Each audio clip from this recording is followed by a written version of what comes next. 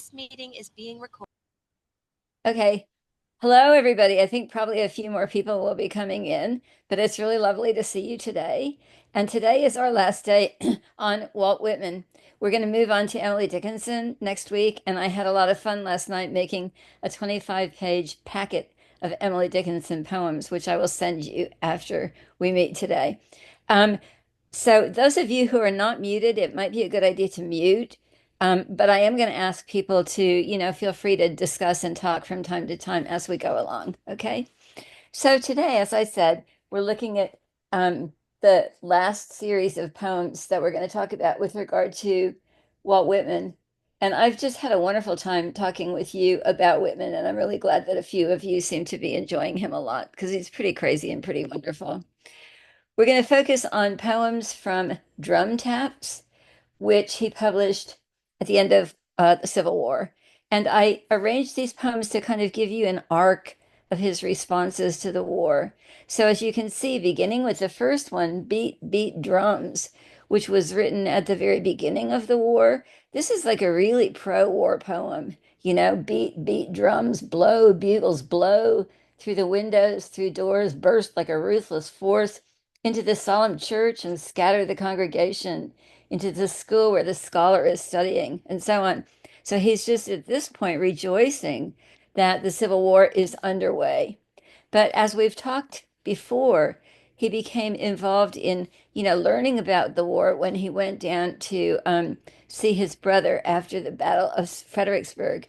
And he was so appalled and so moved and shocked by what he saw that he stayed there for some time. And then he went back up to DC and for the rest of the war, um, gave succor to the wounded. Now, he is, as always, remember, Whitman is always creating a persona. So in a poem like The Wound Dresser, which, one of you wrote, this is a great poem, but like really hard to read right before bedtime. Oh, that was Alan. Um, he didn't do all those things. He did plenty, but he himself was not performing the amputations and so on. But he saw these things. He was there for these things. He was witnessing these things. And he was, spending a lot of his own money. He didn't have much money. If you read Justin Kaplan's wonderful biography, Whitman was often really strapped for cash and getting a lot of criticism for his, quote, immoral, indecent, lascivious poetry.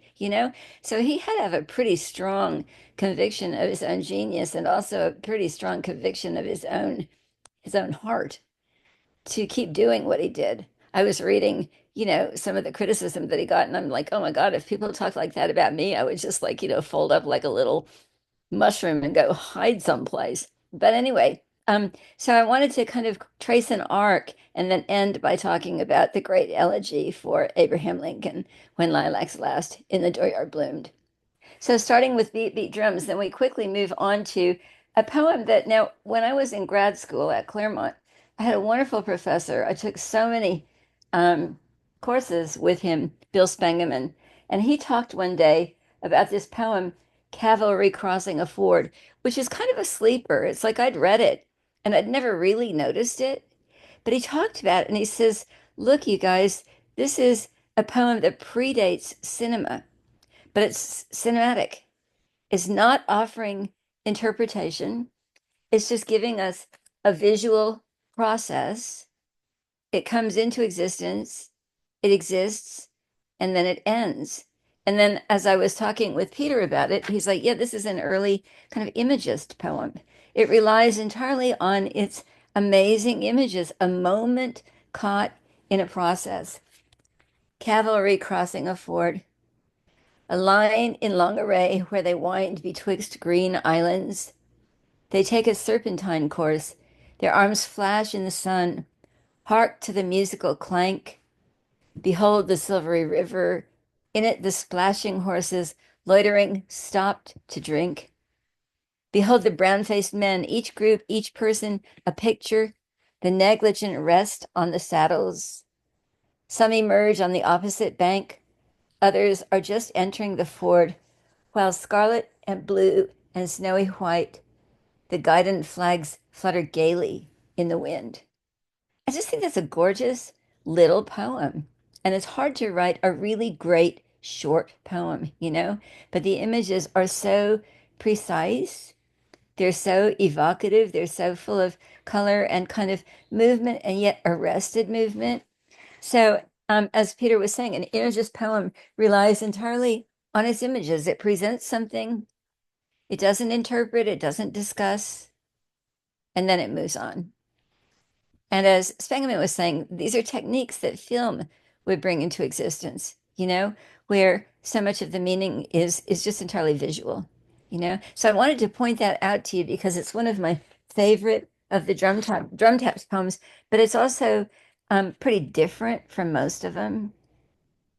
Then we have ones that are just truly heartbreaking, like Come Up from the Fields, Father, which is just one to make you cry about. It's sort of like at the beginning of Saving Private Ryan, when the guy comes to the door bringing the telegram that the sons have been killed. And this is the same scenario repeated in every war, where somebody comes to the door bringing a letter, not from the son. And the letter says, um, gunshot wound in the breast, cavalry skirmish taken to hospital, at present low, but will soon be better. And yet, if we know about the wounds that were suffered in the Civil War, we know that this is a slow, painful, fatal wound. That wounds to the torso were like so often fatal. And Whitman saw those, and he took care of people who'd been shot in the stomach, shot through the lungs, and he saw them just wasting away.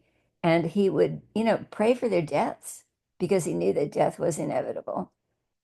So again, look at the compassion for the mother. It's like the son, he is dead already. The only son is dead. He doesn't need to be better, but the mother needs to be better. She with thin form presently dressed in black. By day her meals untouched. Then at night fitfully sleeping, often waking, in the midnight waking, weeping, longing with one deep longing. Oh, that she might withdraw unnoticed, silent from life, to escape and withdraw, to follow, to seek, to be with her dear, dead son. And we remember that, probably, well, one of the very few closest relationships that Whitman had in his entire life is with his mother, whom he just revered. He just adored her. Um, he and one of his brothers longed to be able to buy a house, and so she could live there and they could take care of her. He lived with her off and on pretty often, and you get this tenderness for this mother figure and this understanding of the mother's brokenheartedness. And then we're seeing the war at a distance. We're seeing Ohio, for Pete's sake, rural farm life in Ohio with the rich fields, the grapes, the buckwheat, the apples. And we know that at a distance, this war is going on.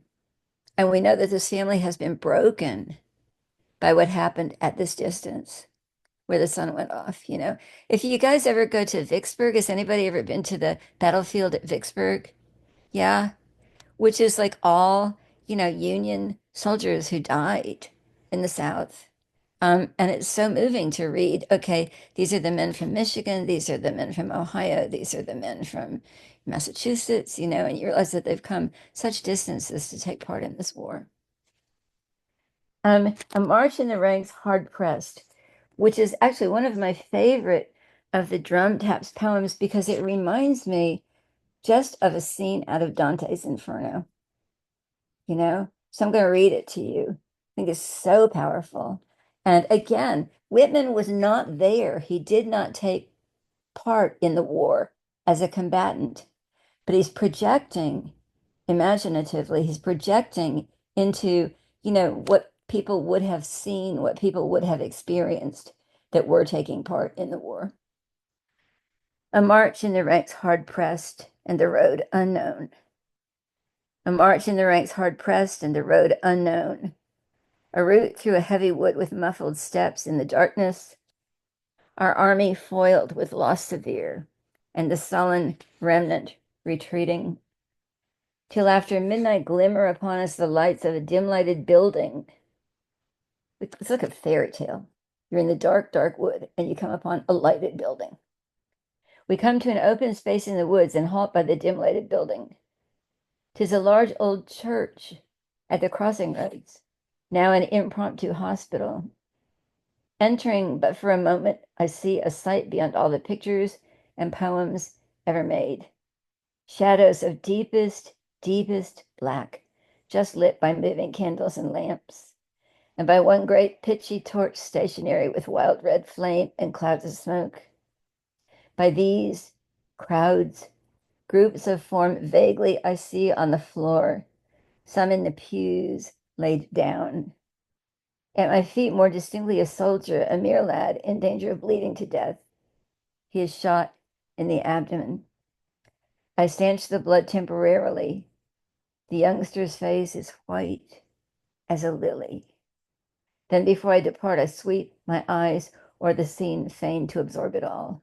Faces, varieties, postures beyond description, most in obscurity, some of them dead. Surgeons operating, attendants holding lights, the smell of ether, the odor of blood, the crowd of the bloody forms, the yard outside also filled, some on the bare ground, some on planks or stretchers, some in the death spasm sweating, an occasional scream or cry, the doctor shouted orders or calls, the glisten of the little steel instruments catching the glint of the torches. These I resume as I chant. I see again the forms. I smell the odor.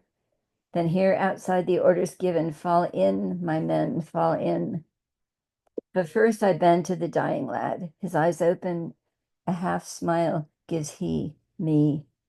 Then the eyes close, calmly close, and I speed forth to the darkness, resuming, marching, ever in darkness, marching on in the ranks, the unknown road, still marching. I just think this is a powerful poem, like almost beyond description. You come out of the dark, you come into, what, a church at crossroads.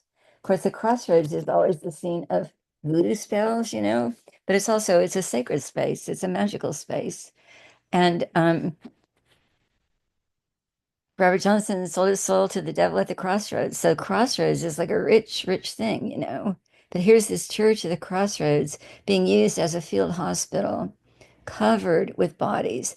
And we realized that many amputations during the Civil War were performed without anesthesia, you know?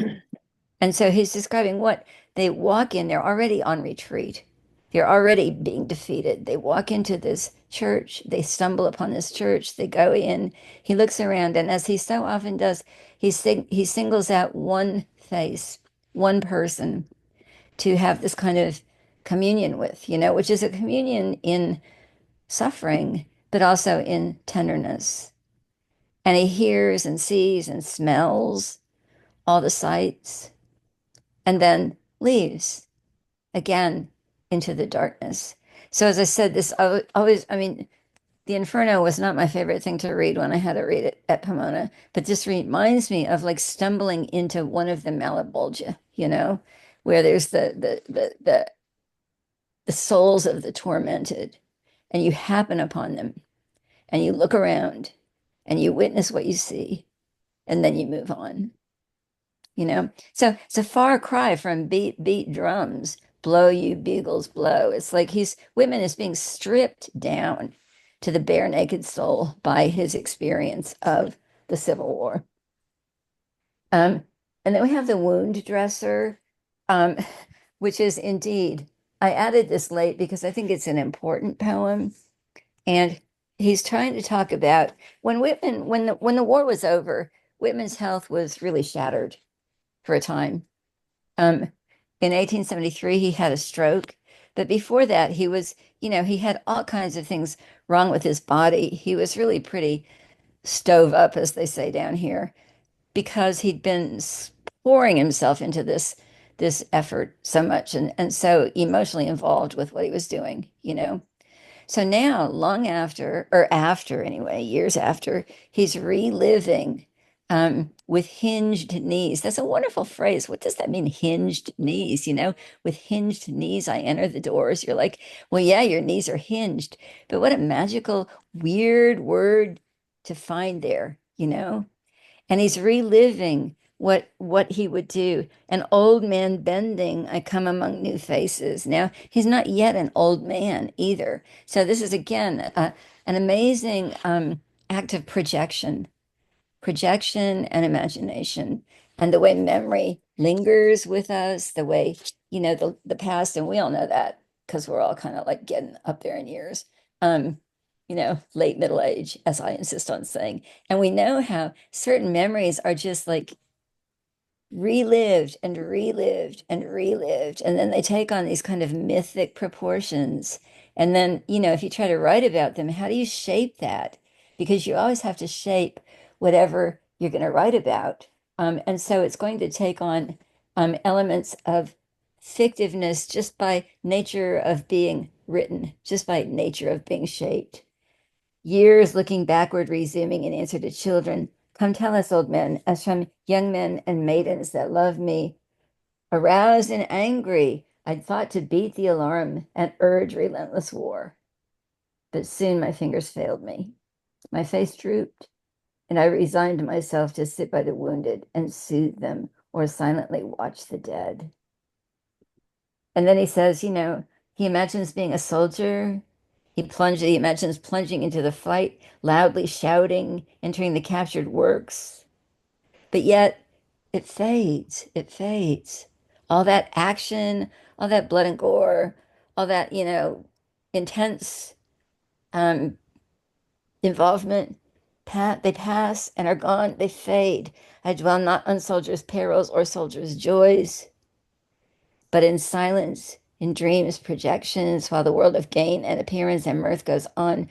So soon what is over forgotten, and waves wash the imprints off the sand.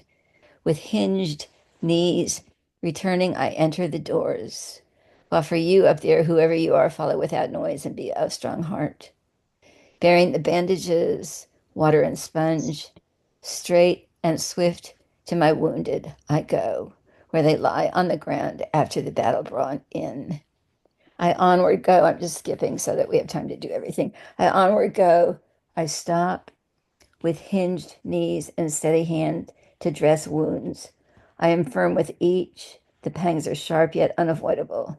One turns to me, his appealing eyes. Poor boy, I never knew you. Yet I think I could not refuse this moment to die for you, if that would save you. On I go. Open doors of time.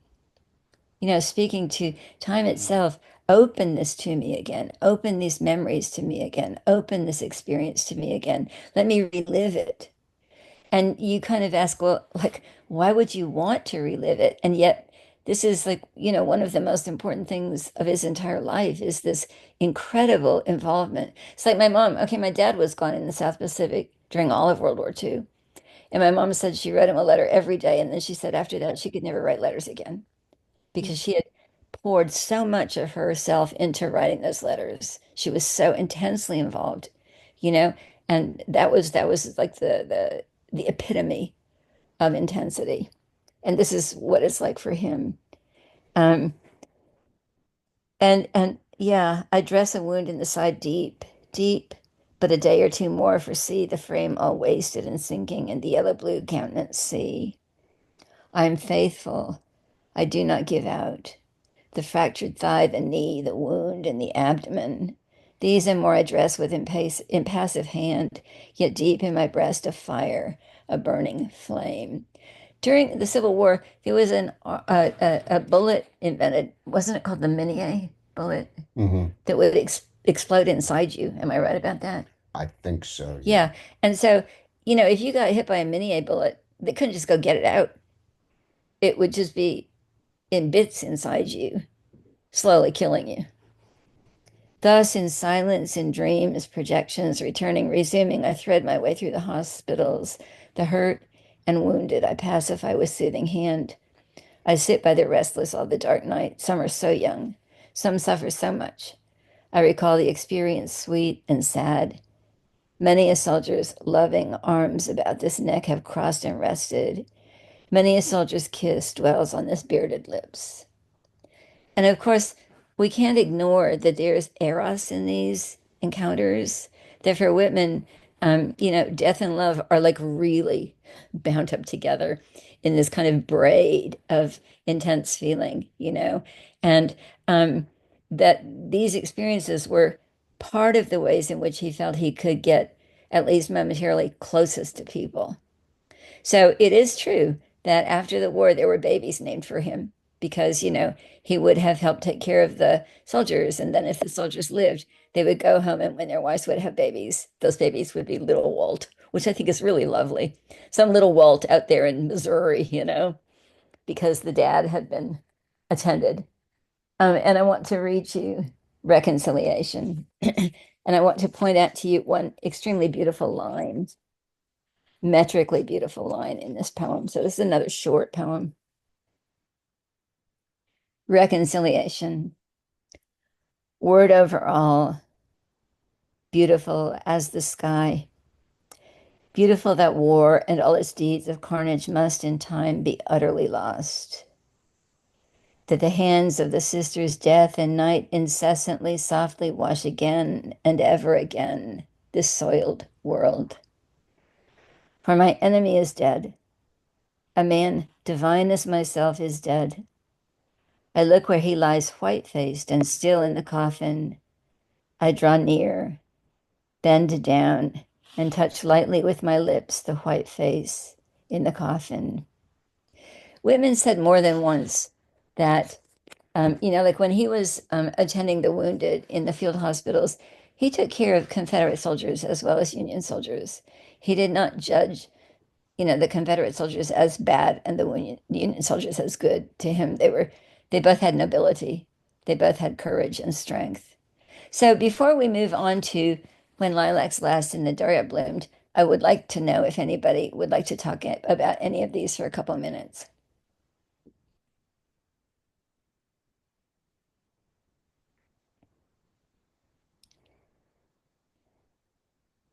Um, I wanted to point out that the modern composer John Adams did a wonderful setting of Wound Dresser Oh, for wow. baritone and orchestra. For Adams, it was a tribute to the victims of AIDS, Uh-huh.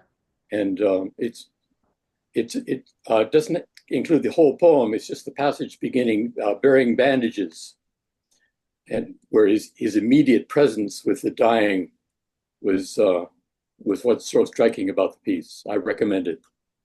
Oh, that's great. Thank you. Thank you for telling us. Yeah, great.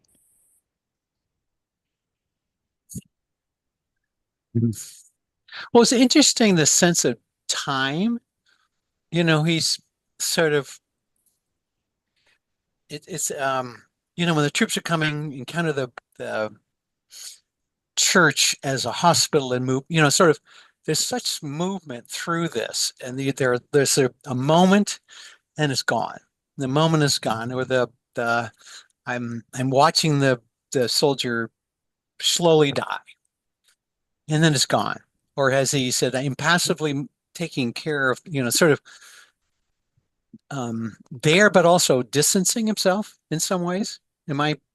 I'm kind of I'm kind of struggling with this a little bit, but it's wonderful images. I mean, you sort of you really captures you. Yeah. Well, that's what poetry is. Poetry is experiences, so poetry is all about time because we read in time, we use language in time. And even with a short poem that you can kind of grasp as a whole after you read it, you can kind of hold it like you might hold a painting or something, Still, poetry moves forward in time. And Whitman is in these poems so much concerned with time, both momentary time, like as you say, entering the church, seeing the wounded, and then leaving again, but also the time of the past, the time of memory, the way as people get older, the past becomes blurry. Certain things stand out vividly. Certain things become blurry, but they're obsessive. They keep recurring. And so you keep, like, as in dreams, projections. It's like what are the stuff of your dreams? Well, what you've experienced, as well as, the way the unconscious handles that and shapes it and alters it. But yeah, I think you're right to point out the theme of time. In Song of Myself, Whitman says, I accept time absolutely. And if you think back to our philosophy course, that's like a really important moment.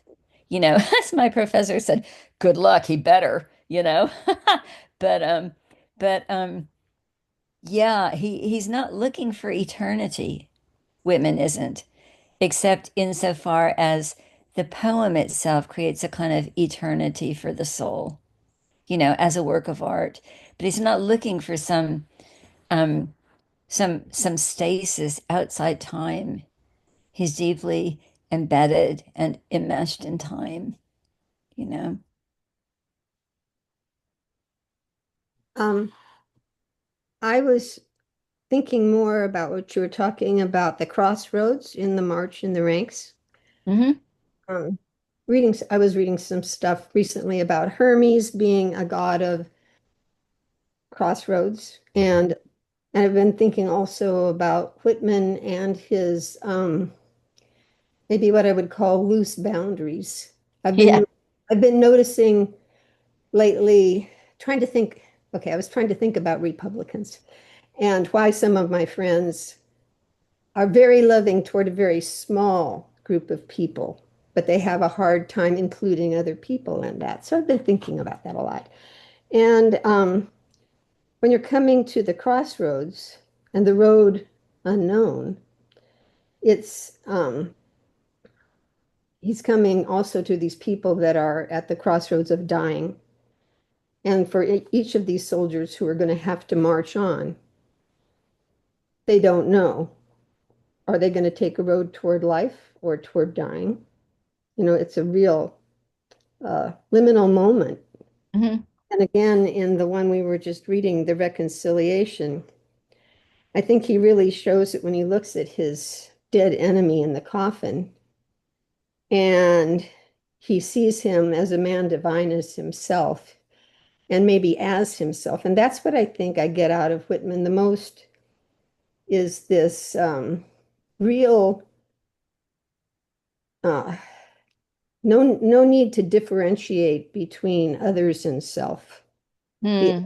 other is it's a song of myself and it's a song of everybody because he seems to be able to go beyond himself into the needs and life experience of everybody that he encounters.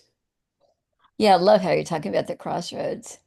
That's just great because a lot of sacred energy dwells at the crossroads. And you're absolutely right. These people are coming through to and through a crossroads, moving out of the dark into the dark. And it reminds me of, isn't it Bede, philosopher Peter, who says about, what does he say about the bird? It's the story of the conversion of King Edwin of Mercia. Various people speak on both sides for or against Christianity, and an unknown thane says, our life is like the flight of a sparrow through a window into a lighted banqueting hall and then out of the window again. And the unknown thane says, if this new faith can tell us something about what comes before and after, maybe we should adopt it. And then one of the pagan priests speaks and says, I've served Woden and Thor and all the other gods and goddesses all my life. I've got nothing out of it, so I don't want to stick to this old religion. Didn't do anything for me. Yeah, but that's exactly what this poem is like, coming out of the darkness into here is just dimly lighted. And it's not a banquet hall. It's a scene of great suffering, but then into the darkness again. I don't imagine that Whitman ever heard that. Do you? No. He wouldn't have read But it's just the it's Venerable amazing. Bede. He would not have read the Venerable Bede. That was not up his alley. But it's just an amazing kind of imagistic coincidence. Yeah, good. Any other comments before Yeah, we? I came across Crossroads recently through Robert Johnson, uh, great father of blues music Yeah. who encountered the devil at the crossroads. And Suppose, that was where the devil was hanging out to grab souls yeah. who Hey, let me tell you, that mythology is strong in Mississippi, and there are many places that are known to be the crossroads, you know. It's Um, also where suicides used to be buried, with yeah, the idea that people would walk over them. yeah, And on a much more prosaic level, crossroads are dangerous because you never know who's coming from the other three directions. that's true. Yeah, mm-hmm. if you read My Antonia, when Antonia's father commits suicide, they bury him at a crossroads. They won't bury him in the churchyard, you know. And then the roads curve. I've seen this. It's actually true. The roads curve around where he's buried so that nobody has to like walk or drive over him, you know. Mm. Yeah, really powerful place. Yeah. And again, when you guys go see Sinners, there's a lot of imagery of the crossroads there too, you know. Yeah, absolutely. Good. Okay, we're going to move on and talk about when lilacs last and the dooryard bloomed. But first, I have to find what page it's on because I forgot to write that down. Here we go. So first, I want to just talk a little bit about what this is as a genre. This is a pastoral elegy. How many of you studied elegies at Pomona in English classes? Yeah, the poetry geeks did, like me, you know. So the pastoral elegy is a particular kind of elegy. An elegy is just simply a poem commemorating the dead, but a pastoral elegy has certain stages to it. It takes a certain shape. The most famous of these, and the kind of classic example, is Lycidas by John Milton, which he wrote for a college friend named Edward King. Shelley's Adonais, he wrote for John Keats. Matthew Arnold's Thyrsis, he wrote for Arthur Hugh Clough. And those are the three kind of preeminent examples besides Whitman's When Lilacs Last and the Yard Bloomed. So some of the stages that a classical elegy moves through. It begins with an expression of grief and an invocation to the muse to aid the poet in expressing his suffering. You know, it's like I'm full of grief. Oh, muse, whatever form that muse takes, help me find the language to express my pain. It contains a funeral procession, people bearing flowers, you know, a march, a progression, whatever, description of sympathetic mourning throughout nature. Not just humans, but all of nature is weeping for the dead. Musings on the unkindness of death, which is a little different in Whitman, as we've just been seeing. And it ends with acceptance, even affirmation of nature's law. Oh, no, he is not dead. Lycidas is not dead. This is different in Whitman too, and these are two really important differences that we'll get to. So just to repeat, a classical elegy is a certain kind of poem. And there really aren't that many examples that move through all these stages. Obviously, it's got to be kind of a long poem, and it's got to be a poem that moves through sections. So I wanted to say a few things about, you know, how to read poetry that might be kind of interesting and useful, I hope, for those of you who don't read poetry all the time. Um, it's really important to notice what you notice. That is to notice that you're noticing something and to say that to yourself. Do you know what I mean? Because it's like when I would teach poetry, my students would notice all kinds of things, but they wouldn't be used to saying to themselves, oh, I noticed that this is written in sections. Or, oh, I noticed that this is written in long lines. I'm like, what do you notice here? Help. You know, what do you notice here? Nothing. And I'm like, just what do you see? What's right in front of you? So what we notice here, as so often with Whitman, it's written in long lines. It's written in free verse, which is unrhymed, non-metrical poetry. But here too, as in a poem like Crossing Brooklyn Ferry, it's written in sections, numbered sections, you know, as also with Song of Myself, but unlike Out of the Cradle, which is continuous. Here too, as in Out of the Cradle, you've got a bird. And the bird plays a really important part. It's a different kind of part, but in some ways similar. The bird song. I said somebody needs to write a book about birds in poetry. Here's a bird, again, a major player. We notice, I think, this poem is in a way, oh, Douglas, you want to say something? Your hand's up. Unmute. Yeah, I have a recording of a hermit thrush, Oh, cool. Could you play which it? is in section 4. Will you play it for us? Yeah.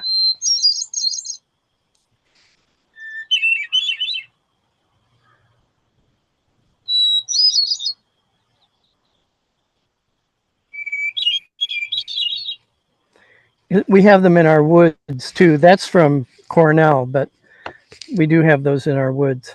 That is lovely. And you got to be Whitman to get the English language out of that bird song. You know what I'm saying? I could hear it and I would not be thinking, oh, come lovely and soothing death. I would be thinking, whoo, that's a really pretty bird song, you know? That's really amazing. That's amazing. Thank you for playing that for us. Okay.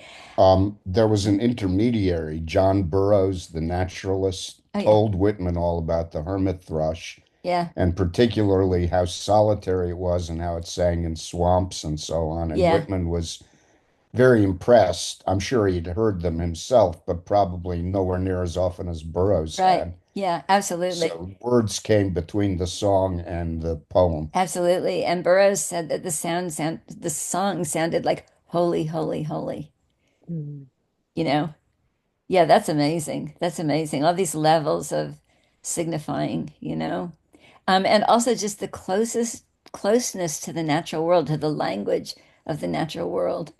Yeah, that's great. One thing I keep noticing about Lilacs, this poem, is how loosely it's organized because Whitman has these three major symbolic presences, the star, the lilac, and the bird.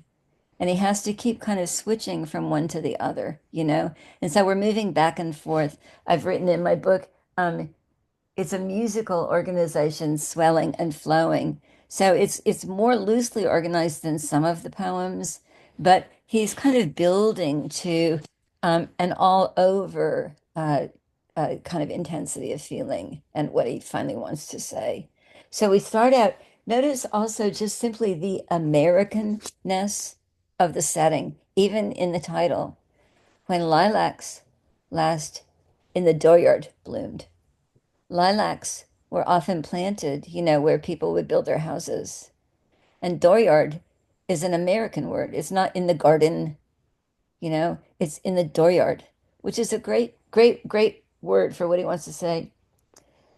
Whitman commented that before Lincoln's assassination, and indeed before many of the most important battles of the Civil War, there would be some unusual astral occurrence. He was noticing these.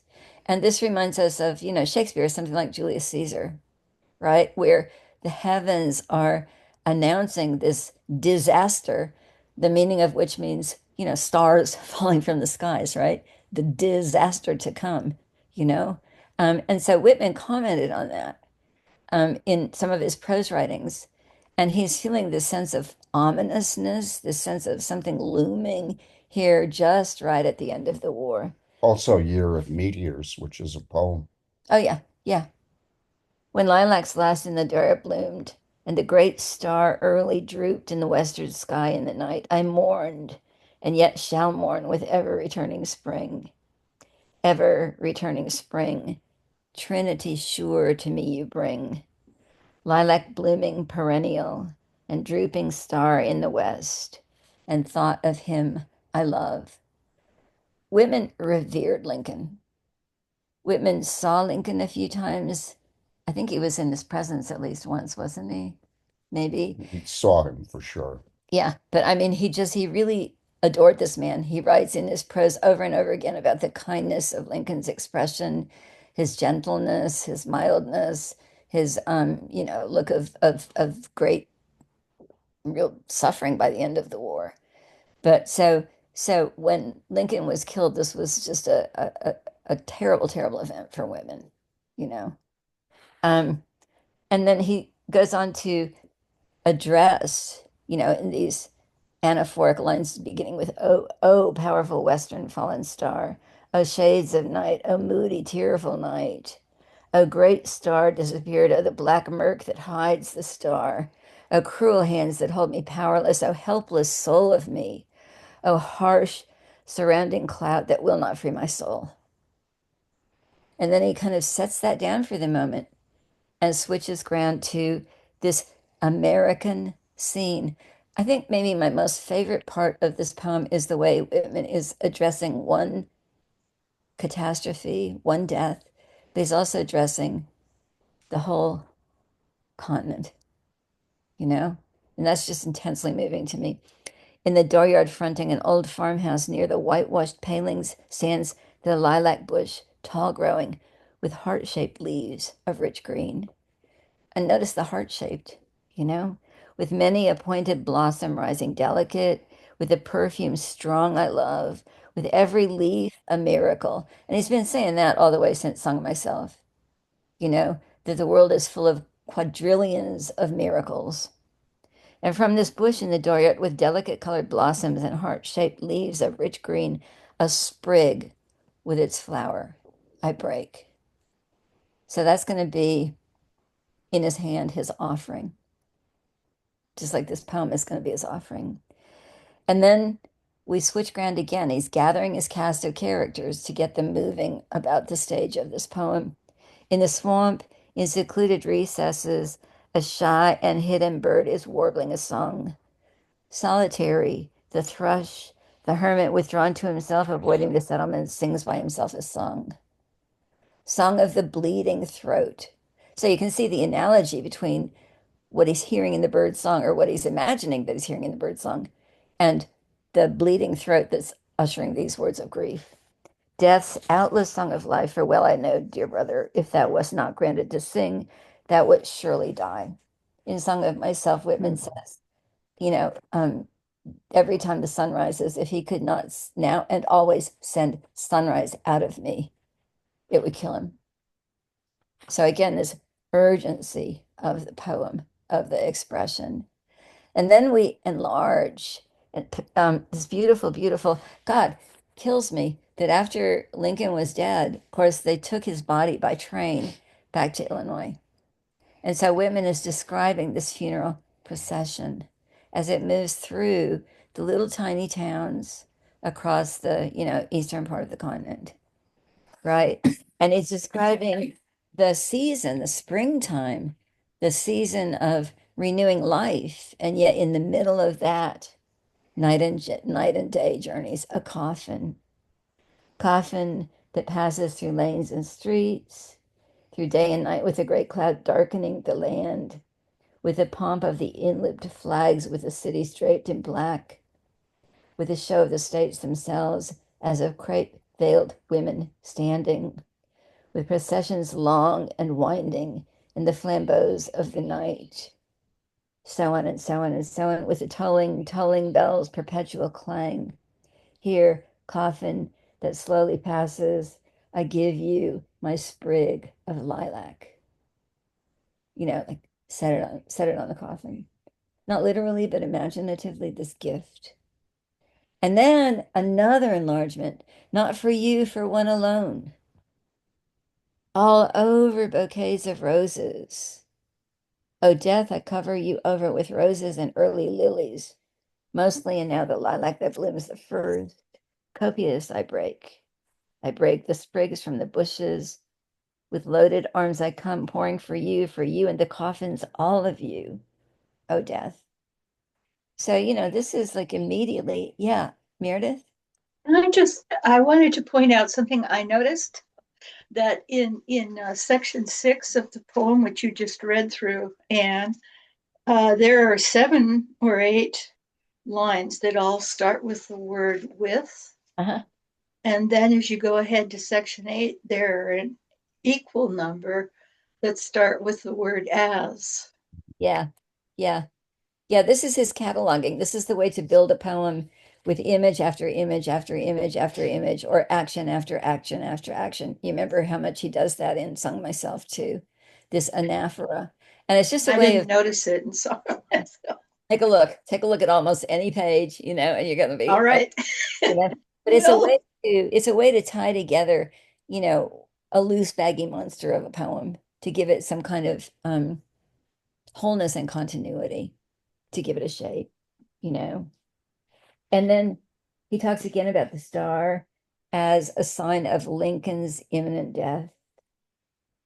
And he talks again about this, about the bird. And then he asks this, how shall I warble myself for the dead one there I loved?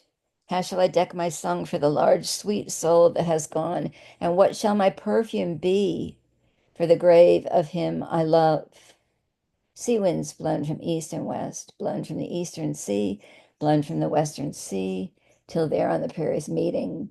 These and with these and the breath of my chant, I'll perfume the grave of him I love. And I love this next section. So you imagine like a structure, a chamber where the person is buried. And he's saying, how should I decorate the walls? How he should decorate the walls is by pictures of the country that Lincoln died for, that Lincoln worked to preserve. Pictures of growing spring, farms and homes, with the fourth month eve at sundown, the gray smoke lucid and bright. You know, it's like so moving. It's like you just imagine you bring the country into this burial chamber, and it's like a just kind of wild imagination. Obviously, Lincoln is dead in his coffin, but what would be more fitting to decorate his burial place than images of the United States at that moment in time in the spring, rural and city, all the scenes of life in the workshops and the workmen homeward returning. Lo, body and soul, this land, my own Manhattan, with spires and the sparkling and hurrying tides and the ships, the varied and ample land, the south and the north in the light, Ohio's shores and flashing Missouri, and ever the far spreading prairies covered with grass, leaves of grass, and corn. You know, I mean, it's such a rich poem. You can kind of hold still and look at any image and see the way that image is working to create the commemoration, the tribute here. And then he tells the bird to keep singing. And he says, and then he starts having images of death, the knowledge of death as walking one side of me, the thought of death close walking the other side of me, and I in the middle as with companions, and as holding the hands of companions.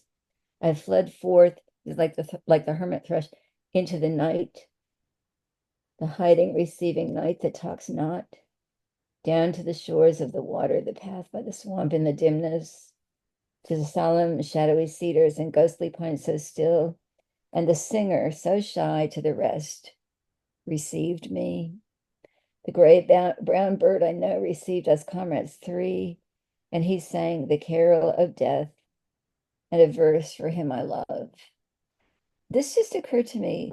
T.S. Eliot was not necessarily that much of a fan of Whitman, but at the end of The Wasteland, he talks about, you know, who is that who walks beside you and who walks on the other side of you? And it's like this being accompanied in your journey into grief, into the darkness by death and the knowledge of death, you know, his companions.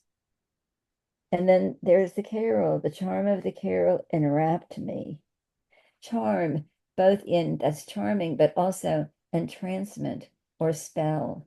The spell cast by this bird wrapped me, and I held as if by their hands my comrades in the night, and the voice of my spirit tallied the song of the bird. And the song of the bird is a paean, a song of praise to death. Now, generally, when my undergrads would read this, they go like, that's really yucky. But, you know, if you just think about Whitman having just witnessed war, witnessed the suffering, witnessed the kindness that death brings to those who are suffering, witnessed the bodies on the battlefields, you know, witnessed the piles of amputated limbs, witnessed the grieving mothers, witnessed all the turmoil, all the clash of arms. I think it makes sense that he would praise, at this point, praise death He's been praising death since the beginning. Death, death, death, death, death. He says in Out of the Cradle. That's the word, the final word, the clue, the mystery. Approach, strong, deliver us. When it is so, when thou hast taken them, I joyously sing the dead, lost in the loving, floating ocean of thee, laved in the flood of thy bliss, O death. So he finishes his song. That is, the bird's song tallies the song of his soul. It keeps pace with it. It is a kind of equivalence for the song of his soul. And he's just completely expressing his mourning and the kind of dark wisdom that he's finding, or the dark consolation that he's finding from this mourning. To the tally of my soul, loud and strong kept up the gray-brown bird with pure deliberate notes spreading, filling the night. And then the most amazing passage: while my sight that was bound in my eyes unclosed as to long panoramas of vision, and I saw askant the armies. Space and time. Now I am afoot with my vision, he says in Song of Myself. Here he's afoot with his vision. It's like he's zooming over and beholding the whole war. I saw, as in noiseless dreams, hundreds of battle flags borne through the smoke of the battles, and pierced with missiles I saw them, and carried hither and yon through the smoke, and torn and bloody, and at last but a few shreds left on the staffs, and all in silence, and the staffs all splintered and broken. I saw battle corpses, myriads of them, and the white skeletons of young men. I saw them. I saw the debris of all the slain soldiers of the war, but I saw they were not as was thought. They themselves were fully at rest. They suffered not. The living remained and suffered. The mother suffered, and the wife and the child and the musing comrade suffered, and the armies that remained suffered. Then eventually, he's ready to turn away toward the end of the poem.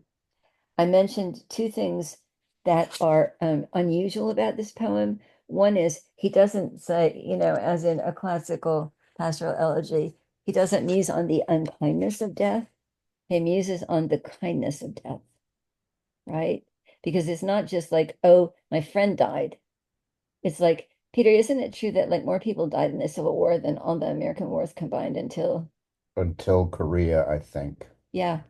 I mean, Possibly until Vietnam. Yeah, this like incredible carnage, And then the other thing is that um he comes to a kind of affirmation, but it's not an affirmation of nature's, well, it is an affirmation of nature's law, but it's not just a mourning process for one person. It's not just like, okay, now I know Lycidas is with God.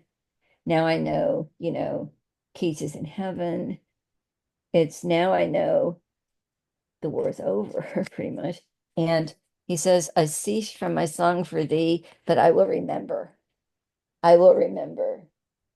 With the holders holding my hand, nearing the call of the bird, comrades of mind, and I in the midst, and their memory ever to keep for the dead I loved so well, for the sweetest, wisest soul of all my days and lands, and this for his dear sake, lilac and star and bird twined with the chant of my soul, there in the fragrant pines and the cedar's dusk and dim.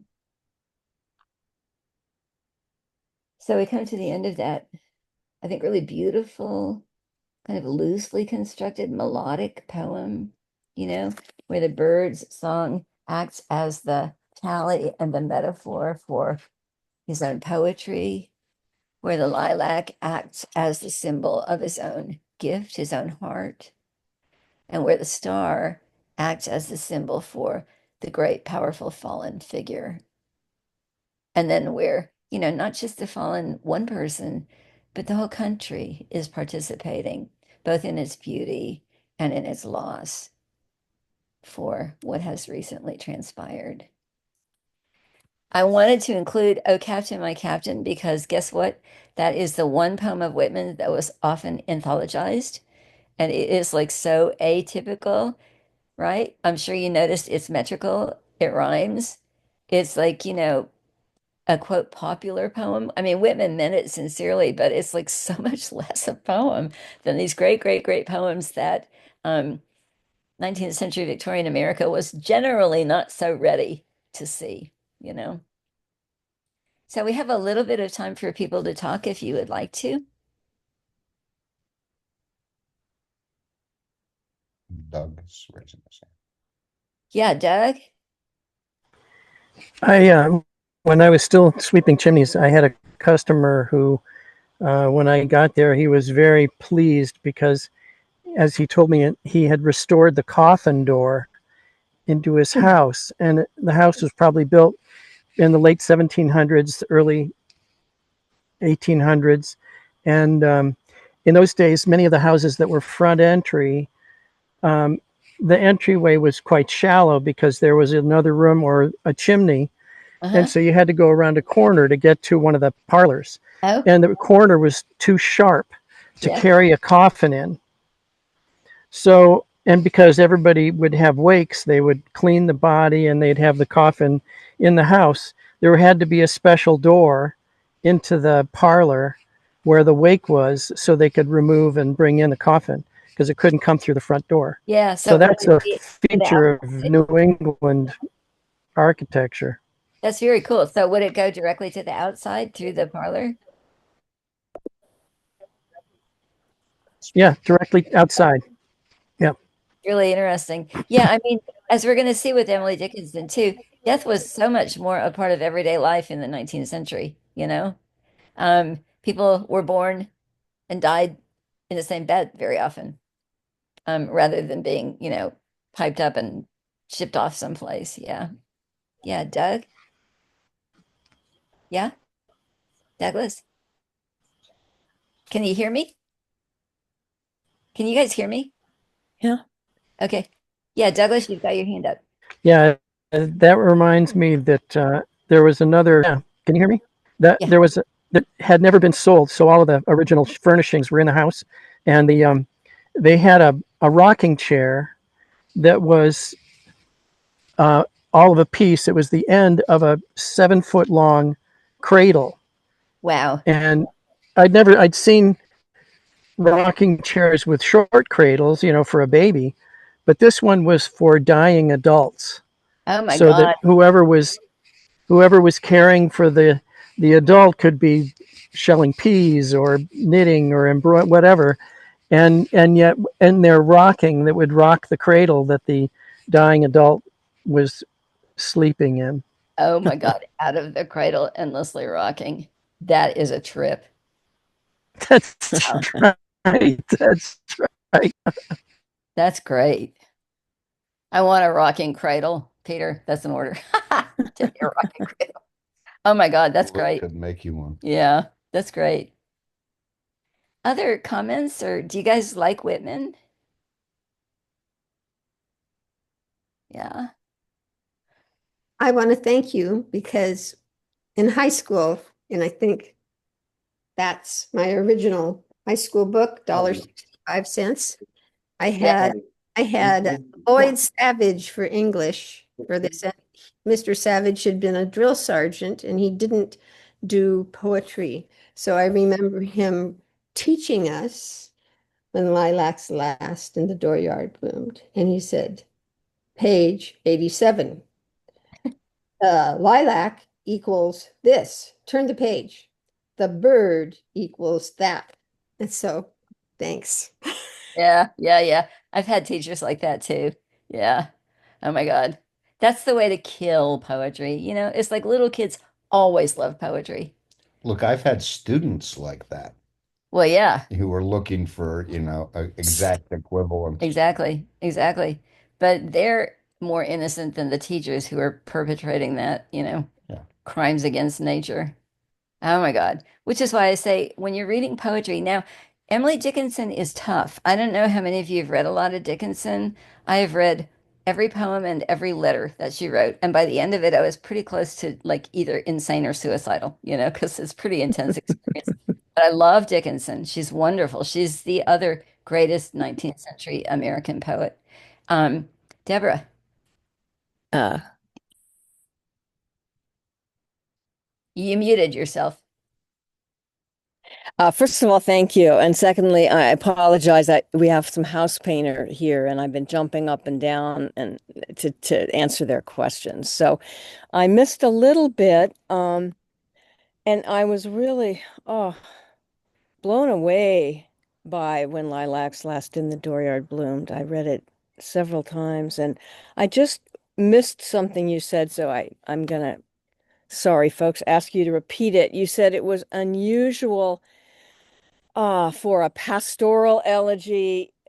He doesn't mourn for just one person in this elegy, but what was the other thing you said that was particularly unusual? Um, Unkindness of death. oh, the kindness of death rather than the unkindness of death. Oh, okay, Yeah. okay. Because, Be Milton and Shelley and Arnold are all saying, oh, death is so unkind to take away this person, this young person. And Whitman is saying death is kind to put, people out of their misery. Yeah, and maybe people have said this too, but so much contemporary poems. I mean, Dickinson, but even more contemporary, speaks about death as a bridegroom or a bride or a lover, it seems like Whitman, I don't know if he was the first, but uh, he certainly started something in American poetry where, you know, death and le petit mort, as the French say, he kind of celebrated. Yeah. Emily Dickinson, when her beloved little nephew died of typhus, she wrote, Love and death, is there anything more? She was just beside herself at that loss. It was loss. But love and death, big dash, is there anything more? Yeah. Tell me, for I would like to know. Yeah. Yeah. Any other final comments on Whitman? Okay. Couple words about reading Dickinson. I'm going to email you what I had really fun making up last night. Group of 25 pages of poetry. And we're going to spend probably 3 weeks on Dickinson. We're going to move slowly because, unlike Leslie's sergeant teacher, I do not believe in saying, this poem about death, move on, or look at the house, move on. We're going to go really slowly, and I'm going to be inviting you guys to do some talking as well. So I'll try to figure out which poems I want to look at. I know the first one I want to look at with you is the one that's first in your packet, which is Safe in Their Alabaster Chambers, because there's two versions of it. And the first version is much more a typical 19th century poem than the second one. The second version is one of the trippiest poems that anybody ever wrote. And it's like just 2 years later, 1861 instead of 1859, Emily Dickinson has blossomed, is too mild a word, into her real poetic maturity. And so we're going to move kind of slowly through Dickinson, and we won't talk about all the poems, but please feel free to choose ones that you particularly want to look at. I've divided them kind of roughly into loose topics. There are some poems about death, naturally. There's some poems about sex. There's some poems about nature. There's a couple of poems about poetry. There's some poems about religious belief, and a couple of just, stray favorites. And Dickinson is worth moving really slowly with because she's tough. But ask yourselves, what are you noticing? What are you noticing? Because it's easy to move too quickly and just say, like, whoa, deeply weird, or I didn't get it, whatever. But slow down. What are you seeing? What are you seeing here on the page? Read out loud to yourselves or to each other. You know, what Yeats would do is he composed his pace and walk and compose as he walked. That's what Wordsworth did. That's what Keats did. So let your body do some of this work for you because poetry is of the body. Poetry is deeply grounded in the body, and your body has wisdoms that your rational mind might not have. So just see where you get. Okay. Any other quick comments? No? Have a good week. Thanks for being here. Thank you. Thank you.